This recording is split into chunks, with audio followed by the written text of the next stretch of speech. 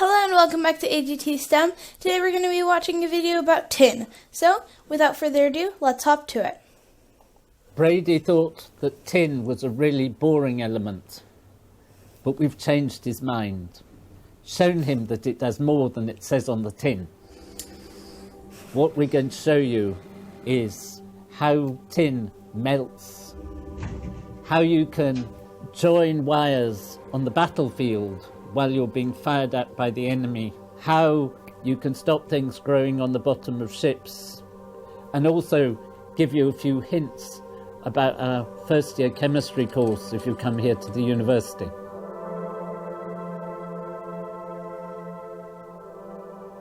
Tin is in group 14, the same group as carbon, so it is below germanium and above lead. It was really valuable in prehistoric times because it was found that when you mix it with copper, you could make bronze, and bronze melts at a lower temperature than copper, so it's easier to make weapons, and the weapons were harder. Tin is found in a variety of minerals. There are large sources of it in China, in Malaysia, and also in Cornwall in the west of England. After the ore has been crushed and washed, the tin oxide is dried and samples tested for quality. A good sample should yield 140 pounds of tin from a ton of ore. There are still many abandoned tin mines in Cornwall.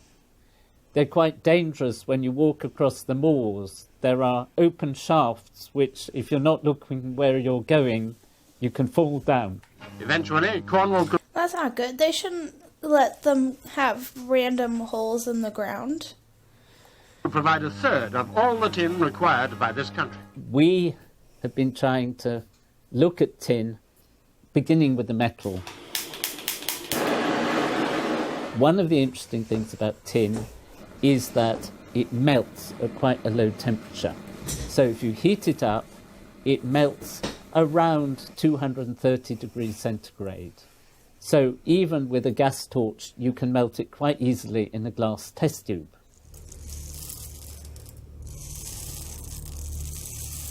This low melting point is very useful for a whole series of applications, particularly for so-called solder, that is, joining things electrically. This is solder. It is the metal which is used to make electrical connections, in this case on a very old computer memory board. Now, to make joints like this requires precise tools, and it's a bit boring. But what we want to show you is how people joined wires together on the battlefield. For example, in the Second World War. You've got to imagine you're on the battlefield. People are shooting at you. You need to put down the telephone wires so you can talk to the groups on either side of you. And the last thing you want to do is to get out a soldering iron and wait for it to heat up and so on. I remembered that I had some self-soldering joints which I got when I was an army cadet, when I was about 15. There's a copper tube with some solder inside and some material that burns so that you can light it like a match. So you take the two bits of electrical wire you want to join, post one piece of wire on each end, and then you light it.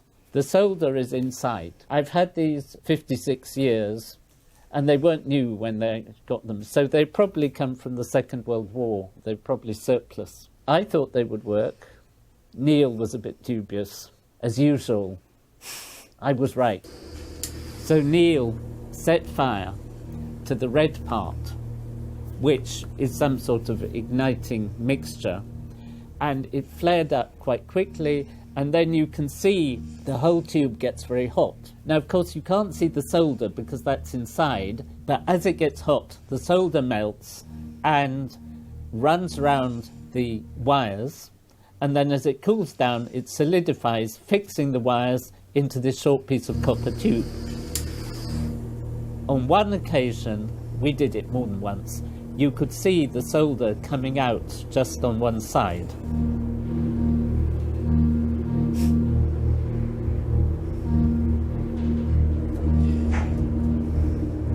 Just to show that the solder was in there, I persuaded Neil and our new assistant, Connor, who's joining our team, to heat one of these pieces vertically so that when the solder melts, it will drop out to the bottom.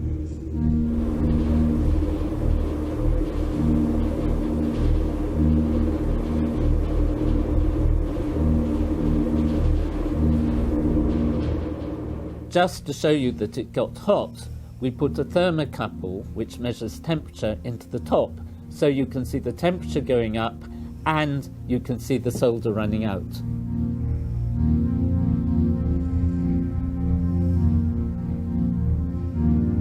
So we were really quite excited.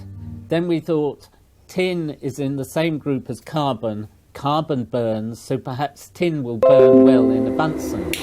We found some very nice, finely powdered tin. Neil started sprinkling the tin into the flame of the Bunsen burner, and it was really beautiful. You could see all... I wonder if they use tin for fireworks, because it's pretty colorful and exciting looking when it burns. Sorts of swirling flames. And when the tin went into the flame, you got quite a bright coloured light. Now, there's some argument whether it was violet or lilac, and that there was a touch of green as well, which I think came off his spatula. It was really much more beautiful than any of us had expected. And then Neil had a really good idea. He fed the powder into the air hole of the Bunsen burner. The stream of gas then blew the powder up into the flame, and that looked even better. It reminds me of kind of like a crazy volcano eruption where there's ashes and lava going everywhere.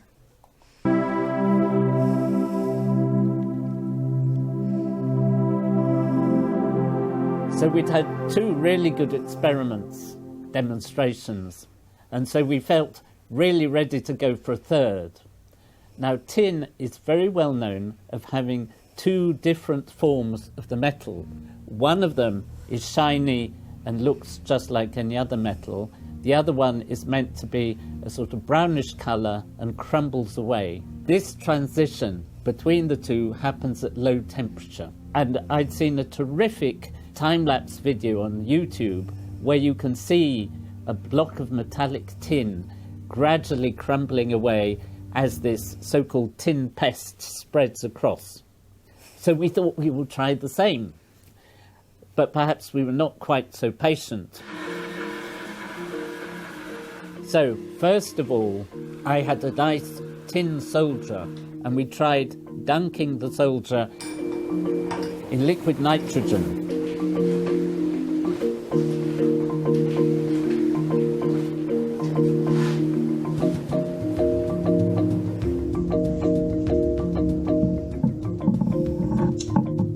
It came out looking much the same, but we hoped it had transformed inside. So Neil thumped it with a hammer. That was successful. It shattered to bits, but there was absolutely no evidence that the metal had changed. It was just Neil's power that smashed it.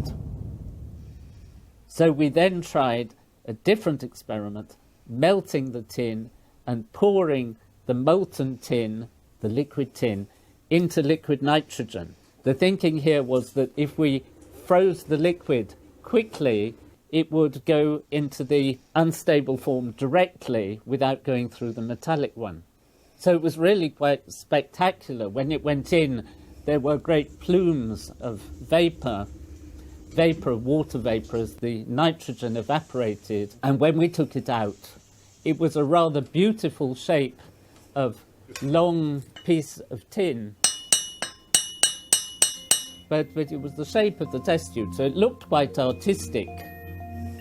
But it didn't demonstrate what we wanted. We thought perhaps we were being a bit impatient, so we left it in liquid nitrogen overnight on a piece of string in case it crumbled away. And sadly, when we took it out the next day, still hadn't transformed.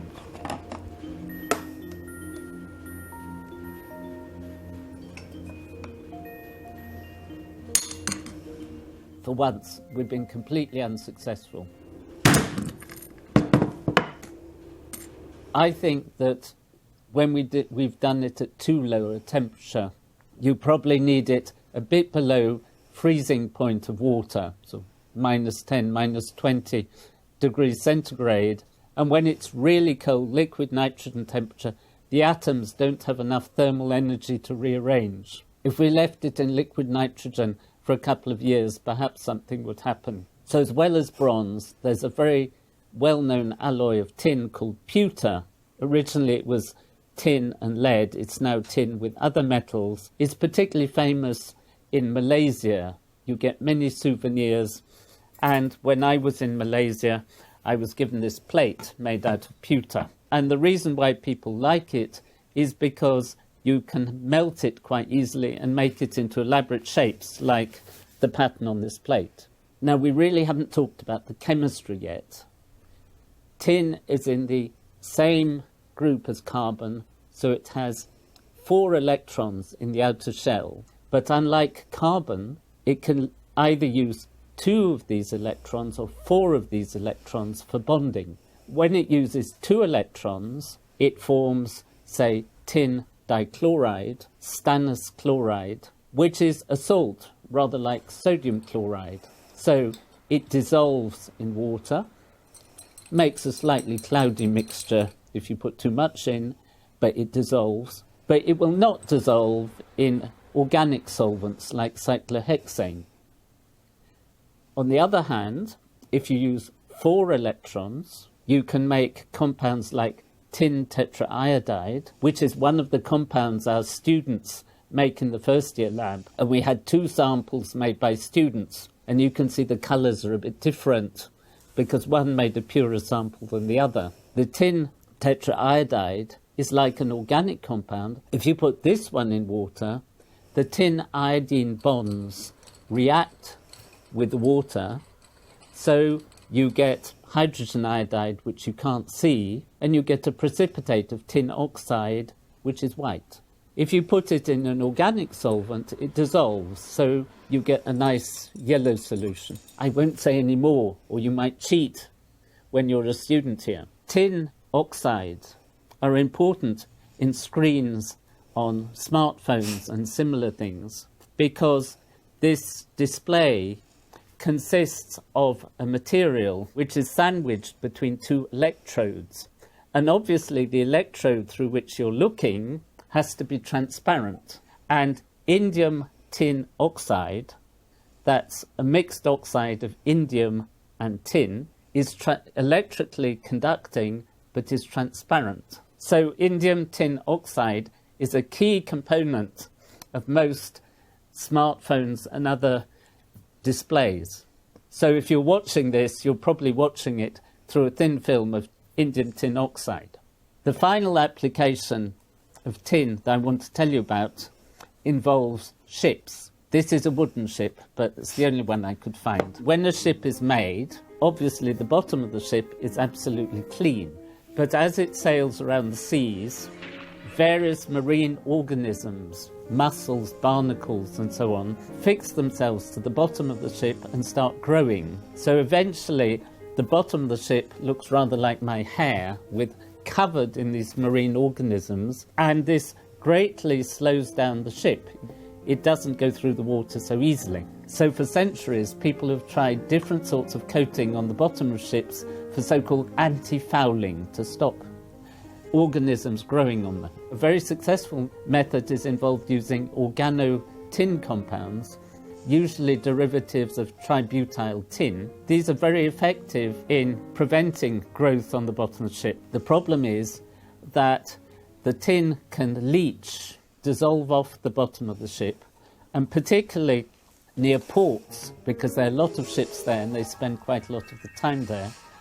And when the tin comes out, of course, it stops the organisms, the barnacles, fixing onto rocks and all sorts of things. So in recent years, there's been quite a strong movement to stop using tin in anti-fouling paints and to use clever paint chemistry to make the bottom so smooth that nothing can stick to it. There you go. Thank you so much for watching, and we'll see you next time. Stay smart. Bye!